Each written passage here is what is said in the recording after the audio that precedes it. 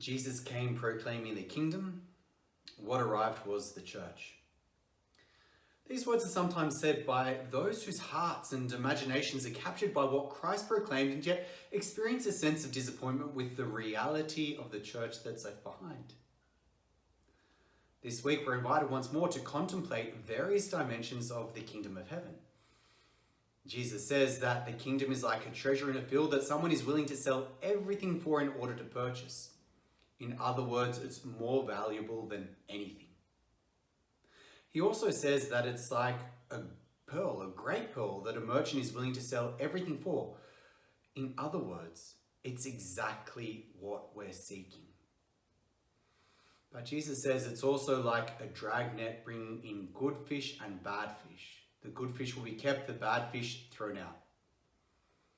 In other words, the kingdom of heaven is of heaven, not of earth.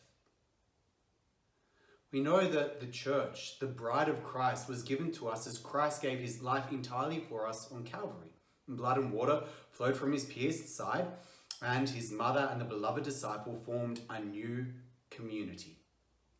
It's the church that's given us the scriptures. It's the church that's given us the sacraments. It's the church that gives us with the communion of saints here on earth and in heaven, and unites us also with those souls suffering in purgatory. The church truly is our means of salvation.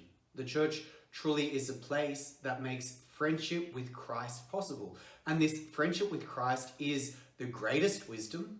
It's the pearl beyond price. It's the treasure buried in the field. When we have friendship with Christ, we have everything. And that's how we even know that, as St. Paul says in our second reading, all things work for the good of those who love God. All things, not some things. This week, let's contemplate our friendship with Christ and realize that it's not something we can do individually because Christ called a community around himself. Of course, there will be good and bad in the church, but personally, I'm not going to leave Jesus because of Judas.